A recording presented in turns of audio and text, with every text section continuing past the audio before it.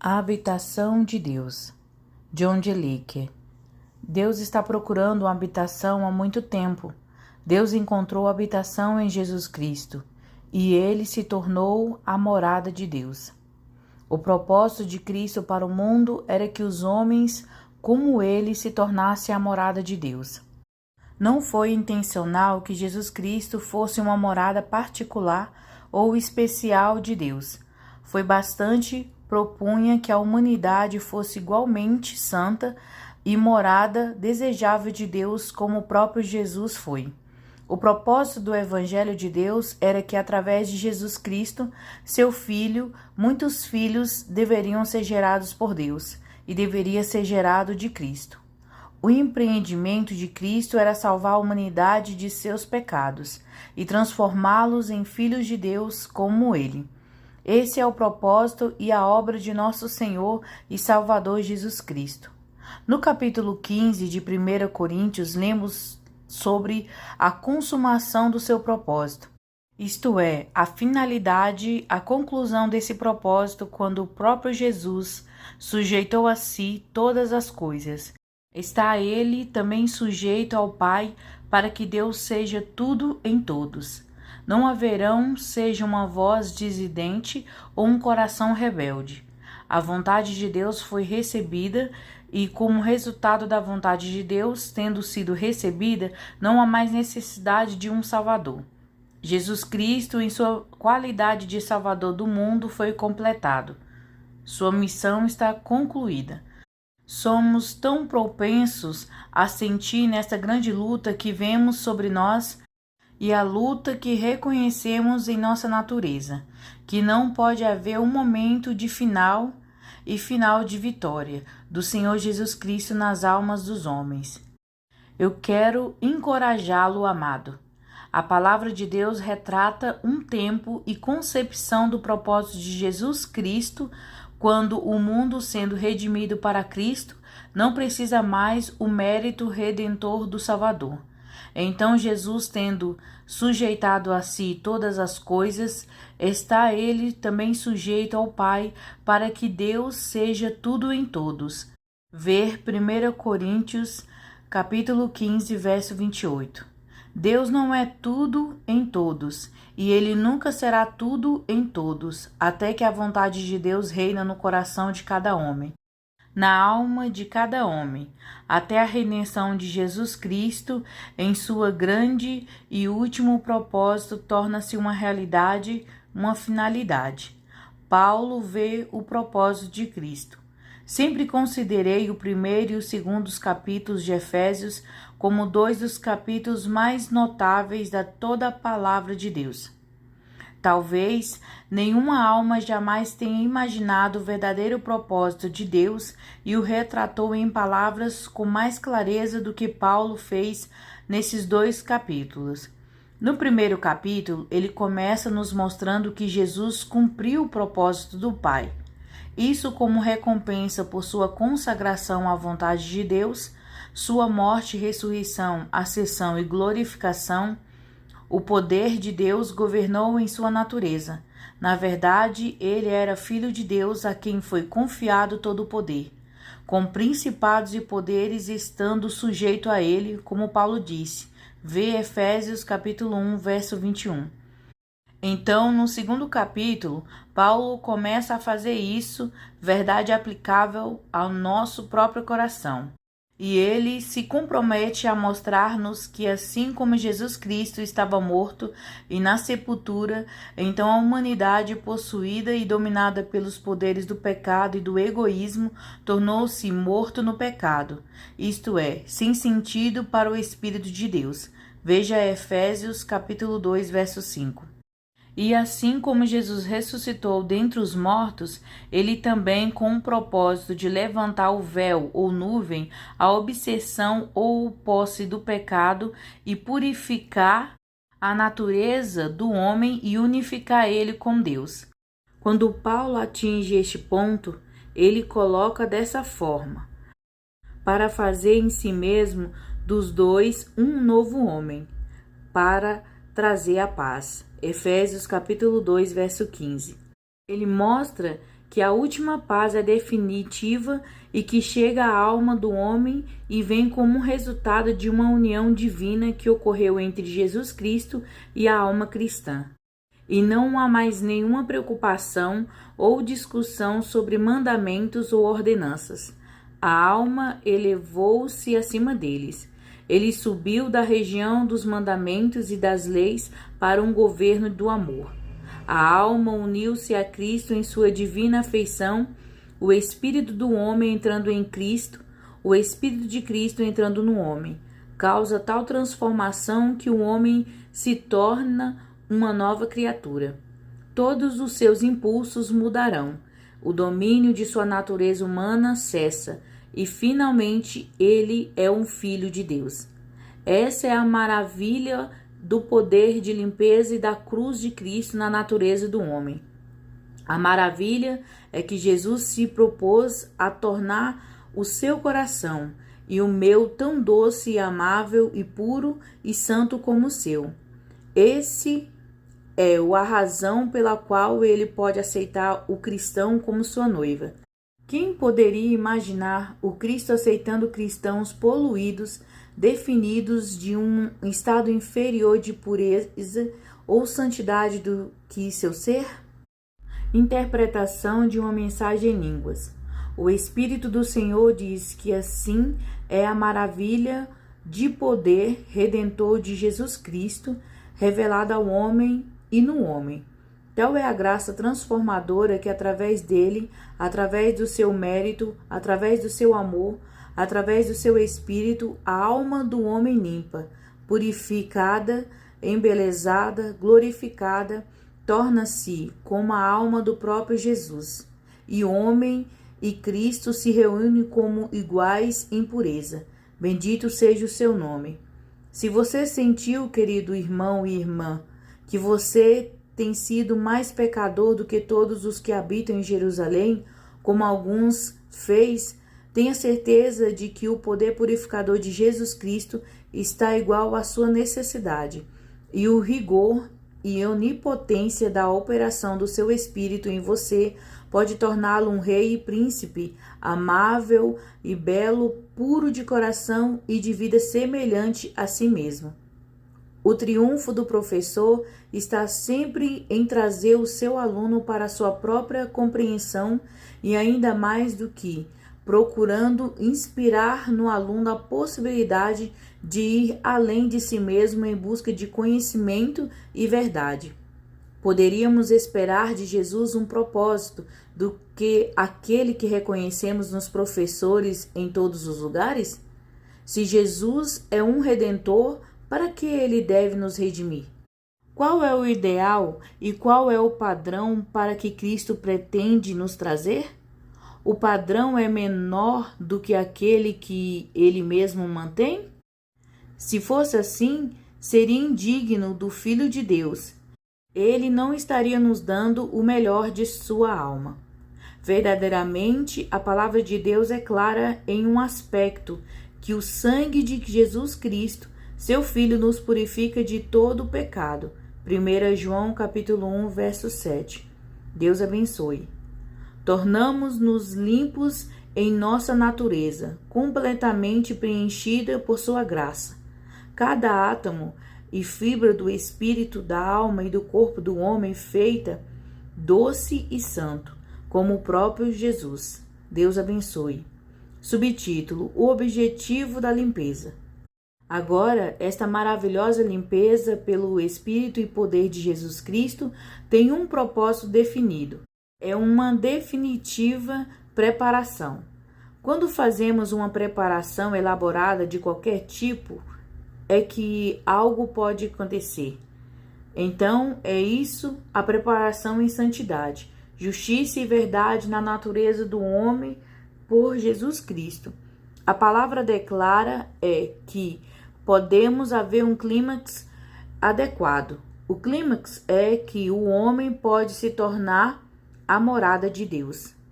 Deus exige um templo santo no qual e através do qual sua santidade pode ser revelada. Consequentemente, torna-se uma questão de necessidade ao Senhor Jesus Cristo que, se Ele quiser revelar-se 100 vezes mais através da igreja para o mundo, Ele deve ter a capacidade de purificar a igreja e apresentá-la como a palavra retrata, não tendo mancha ou ruga ou qualquer coisa semelhante. Efésios capítulo 5, verso 27. Bendito seja o Senhor. Ela deve ser pura como Jesus é, puro, lindo por dentro, lindo por fora. As cicatrizes, as rugas devem desaparecer. Então Cristo receberá o que realmente a igreja purificada por Cristo como sua própria virgem, a noiva. Bendito seja Deus. Subtítulo: A maravilha de sua graça. A maravilha da graça de Deus é revelada nisso. Embora tenhamos pecado, embora tenhamos ficado poluídos, e embora em nossa vida tenhamos praticado adultério com o espírito do mundo, até que a natureza do mundo tenha entrado em nossa natureza e a sujamos e a tornamos diferente da natureza de Jesus Cristo. Ele nos recebe, nos limpa, nos purifica e nos salva. E sendo assim redimido e purificado pelo Espírito de Cristo, permanecemos doces, amáveis e santos em sua presença, preparada para ser sua noiva, na qual ele pode viver, com quem ele pode ter comunhão, em cuja natureza ele pretende agora vir e permanecer. Subtítulo: A purificação e o batismo dos apóstolos. Se você estudar com cuidado a vida dos apóstolos, você observará que houve um processo que ocorreu em suas vidas tão completas que Jesus disse a eles pouco antes de sua partida: Agora estáis limpos pela palavra que vos tenho falado. João capítulo 15, verso 3. Eles chegaram na limpeza da alma ao local onde, pela graça de Deus, eles foram preparados para a próxima experiência e propósito superior de Jesus, que era aquele que eles podem agora receber o Espírito Santo.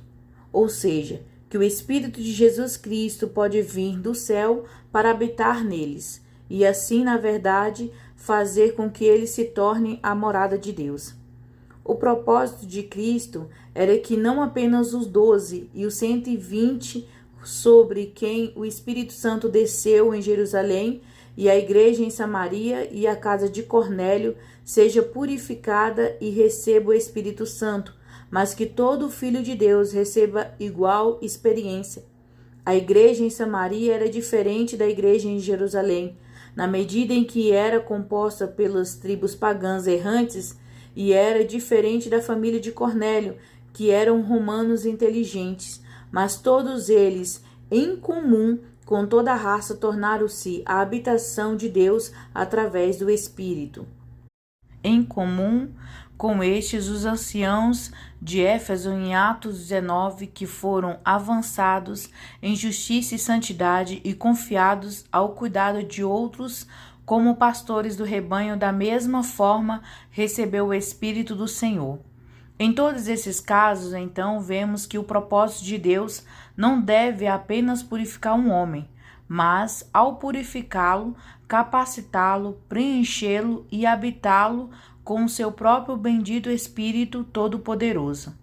O Espírito de Cristo, presente em um templo santo, apareceu para revelar-se através daquelas pessoas, assim como ele fez através do Senhor Jesus Cristo.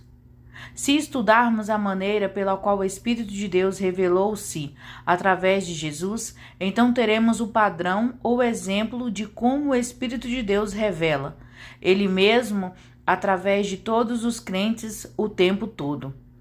O Espírito de Deus falou através dele a palavra do amor, a palavra que trouxe convicção, a palavra de oração. Através da sua natureza fluía algo sutil que nenhum religioso, exceto ele mesmo e seus seguidores, possuíam. O Espírito vivo do Deus vivo, a unção do Espírito Santo, graças a Deus, a única característica que faz o cristianismo seja uma religião distinta para sempre. Nunca pode ser identificado com qualquer outro. Enquanto o cristianismo for dependente da presença do Espírito Santo, permanecem distintamente a única religião, o poder divino e a da graça salvadora. Oração. Deus, nosso Pai Celestial, nossos corações estão pedindo isso. Desde que a provisão maravilhosa foi feita, podemos buscar com toda a seriedade que deveriam caracterizar os homens e mulheres por essa bendita onipotência, que o poder e a graça purificadores sejam revelados em nossa própria vida.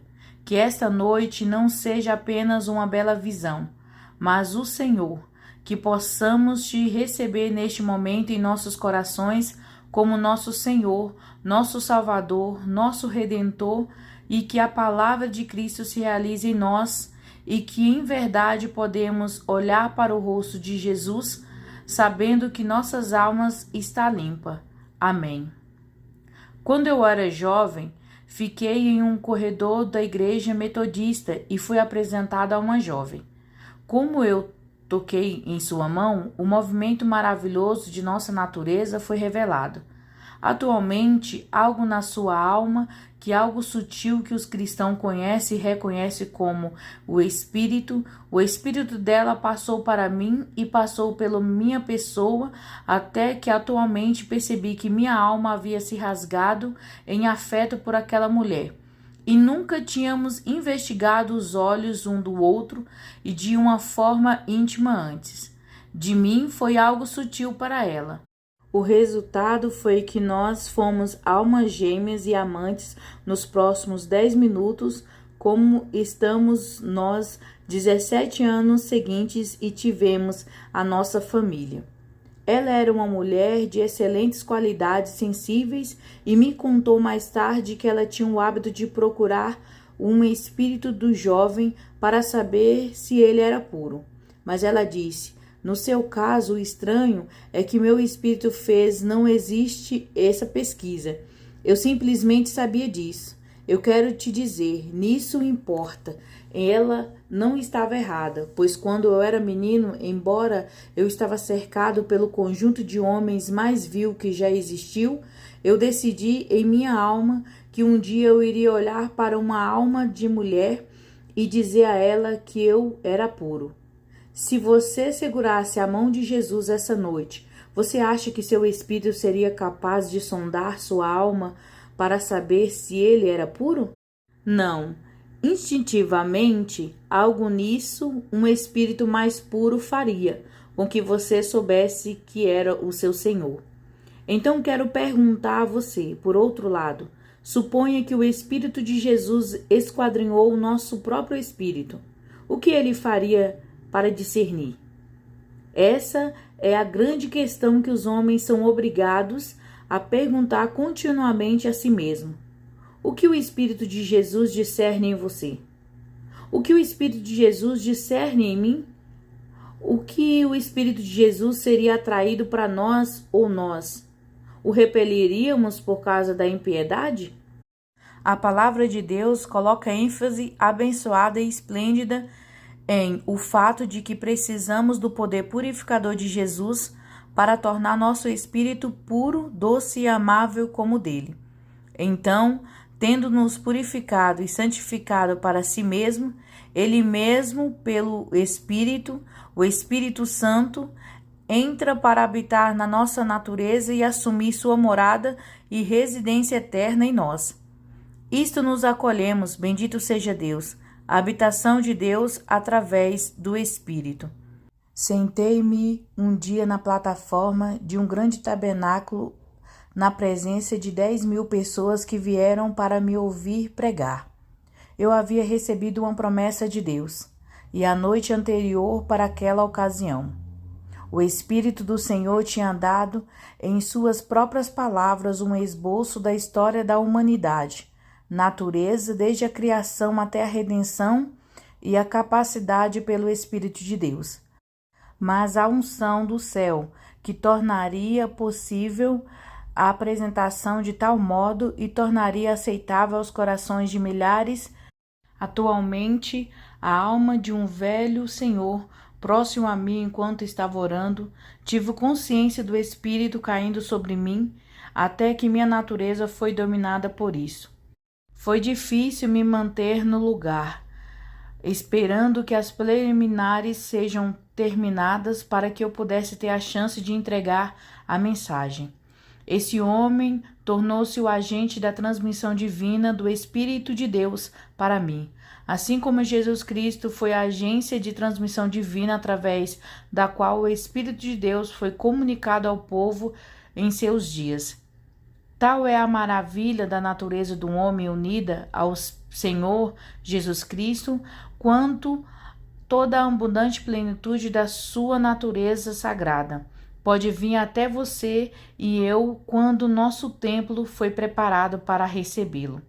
Amado, se você está se dando bem com uma grama de cura, abençoe sua alma. Se você está se dando bem com a medida limitada de bênção em sua vida diária, deixe-me encorajá-lo, que a fonte não se esgotará quando o seu espírito está cheio de transbordamento.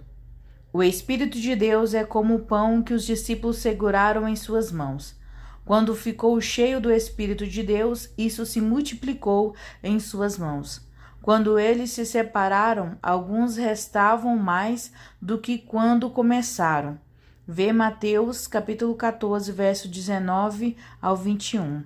O Espírito de Deus é criativo, generativo e construtivo. Quanto mais você dá, mais tu recebes. Deve haver uma grande abertura na natureza do homem para que ele possa ser um grande receptor, e o estranho disso é que depende de você, se você é um grande doador. Não há nada igual no mundo. É uma violação de todas as leis do homem, mas é a lei comum do Espírito. Por quê? Porque o Espírito é diferente de outras coisas, é criativo. Cresce e amplia em sua alma, multiplica-se e à medida que você distribui para o outro. Então, Jesus estabeleceu uma lei perpétua. Deem e receberão. Sua dádiva lhes retornará em boa medida, compactada, sacudida para caber mais, transbordante e derramada sobre vocês. Lucas capítulo 6, verso 38. Na minha experiência de 25 anos de ministério de cura, conheço muito poucos casos de uma pessoa sendo curada quando ele se aproximou com palavras como estas: se eu for curado, darei muito à igreja, ou farei uma grande doação. Você vê, a razão é que o Espírito não é recebido naquele lugar. Nós apenas estamos entrando no conhecimento da lei de Jesus Cristo. Dai e se vos há dado. Deus tentou, através da lei mosaica, para demonstrar à humanidade que o caminho da bênção era a maneira de dar. Veja o velho Isaque quando ele aproximou-se de Deus, vindo com seu cordeiro ou pomba em sua mão, ou qualquer que fosse o sacrifício que ele estava prestes a oferecer em seu nome. Subtítulo: A oferta do cristão. Mas, amados, o cristianismo tem uma revelação mais profunda da mesma verdade. Viemos não com uma pomba, nem com um carneiro e nem com uma cabrita ou ovelha. Não viemos com a nossa vida, viemos com a nossa natureza. Chegamos com tudo de nós, oferecendo ao Senhor, e não negociar com Ele. Não se esforçando por um astuto negociar para obter uma bênção. Essa é a razão pela qual muitas almas perdem sua bênção. Pare com isso. Muitas pessoas, ao qual eu conheci, que perderam a bênção de Deus quando eles vieram abertamente dizendo: desejo receber e eu quero dar.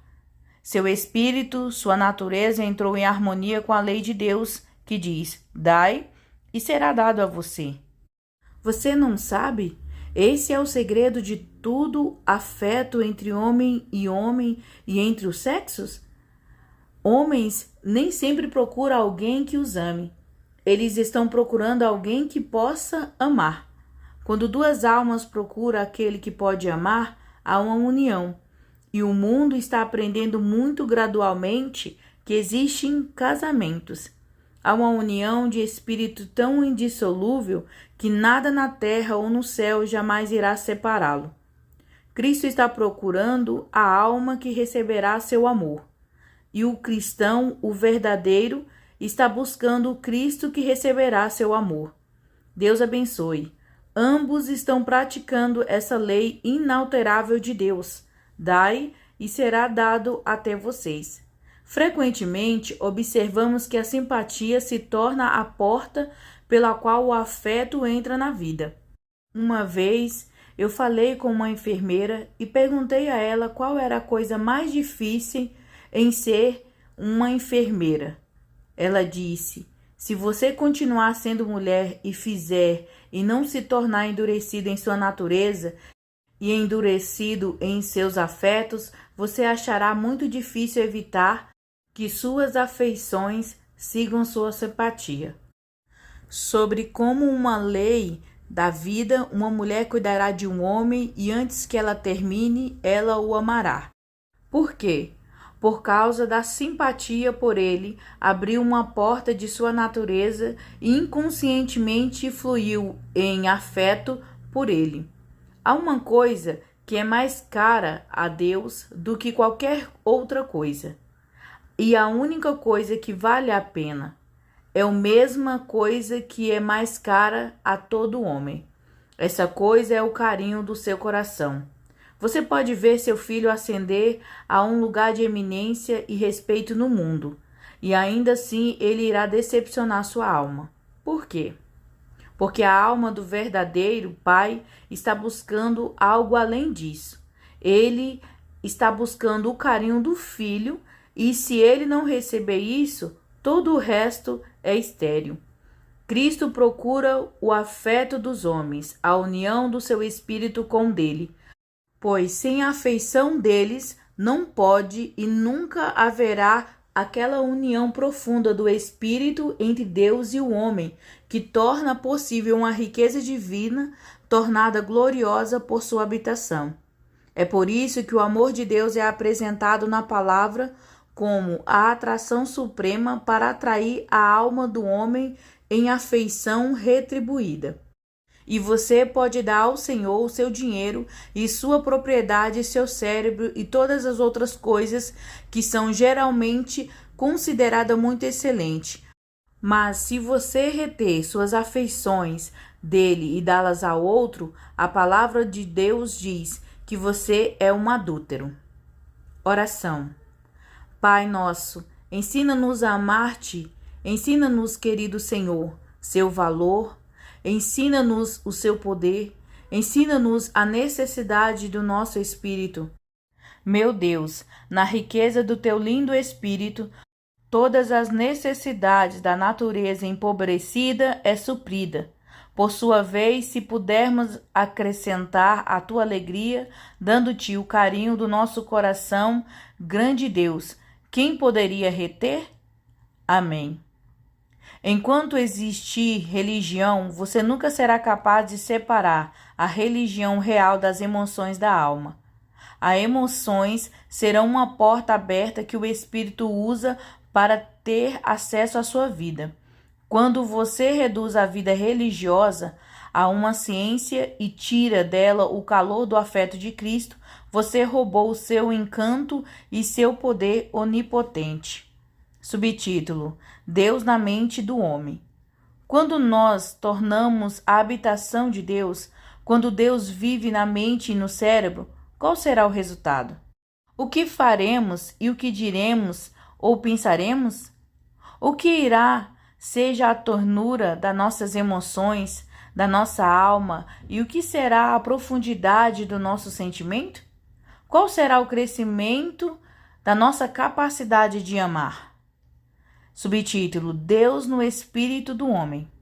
Quando Deus vive no espírito de um homem, o espírito do homem alcança o ilimitado, tocando a onipotência de Deus, discernindo sua natureza, apropriando-se de seu poder e garantindo sua onipotência. Subtítulo: Deus no corpo de um homem. Deus vivendo na carne de um homem, imitando uma vibração, Deus vida, poder de Deus. Deus habitando em seu sangue, Deus habitando em suas mãos, Deus habitando em seus ossos e medula, faz ele uma habitação de Deus. Uma verdadeira mulher cristã manterá o seu coração limpo e calmo. Um verdadeiro homem cristão tomará banho sempre que quiser. Precisa disso e de muitas outras coisas. Caso contrário, ele tem uma pobre concepção do Filho de Deus, que habita no homem. Ele será lindo por dentro, lindo por fora. Você não pode reter a sujeira, a imundície e a podridão e Jesus Cristo ao mesmo tempo. Mas se começar uma guerra poderosa em sua natureza, o Espírito de Deus lutando com os demônios e Deus supera, então você entenderá o poder e a redenção de Cristo. Certa vez estive presente em uma reunião em Los Angeles, quando um espírito desceu sobre um homem e ele caiu prostrado no andar, e um grupo de amigos reuniram ao seu redor. Ele iria lutar como um cachorro louco até que ele realmente xingasse. Nos próximos 2 ou 3 minutos, esse espírito seria dominado pelo Espírito de Deus e ele seria um santo e clamando por ajuda. Novamente, aquele espírito maligno entraria em evidência. Os irmãos disseram: Senhor Lake, por que você não lança o diabo fora? Eu respondi: Deus quer outra pessoa. Então ficamos sentados até as 4 da manhã. Aos 2 minutos até as 4, o espírito maligno partiu e a glória de Deus veio sobre aquele homem e a adoração do homem quando ele reconheceu seu Senhor e era maravilhosamente sagrado. O homem levantou-se transformado pela habitação do Deus vivo. Amado, eu quero dizer que se existe alguma impiedade na natureza, não é pelo consentimento do Espírito de Deus. Se a impiedade existe em sua vida, é porque sua alma está dando consentimento a ele e você o mantém. Deixa para lá. Pega e coloca isso em prática e deixe que Deus faça o que quiser em sua vida. Oração. Deus, meu Pai, ao nos ajoelharmos essa noite, alguns podem sentir o Espírito de Deus sobre eles para dominar e lançar todas as coisas profanas. Senhor Deus, estamos felizes que Cristo fez esta provisão divina para nossa libertação. Nós gostaríamos, seja teu. Seríamos somente teus. Seríamos teus para sempre e para sempre. Não é que possamos ir para o céu quando morremos. Deixamos de lado essa pequenez e aquele egoísmo de nossas mentes. E não é, Senhor Deus, que podemos escapar do castigo, pois Deus, deixamos de lado aquela pequenez diabólica. Seríamos teus porque é digno de um filho de Deus ser como seu Senhor. Nós seríamos teu, porque desejamos unir nossas mãos e corações no maior milagre que o mundo já conheceu, a redenção da raça para Deus para sempre. Deus Pai, com tal visão olhamos para Ti e pedimos que por Tua graça Tu limpas o nosso coração e faz de nós realmente a morada e lugar de Deus. Amém. O triunfo do Evangelho é suficiente para fazer qualquer homem o tipo mais selvagem de otimista e entusiasmado. Homem em Deus e Deus no homem. Uma mente, um propósito, um poder, uma glória. A unificação da natureza do homem e Deus é a maior conquista de Jesus.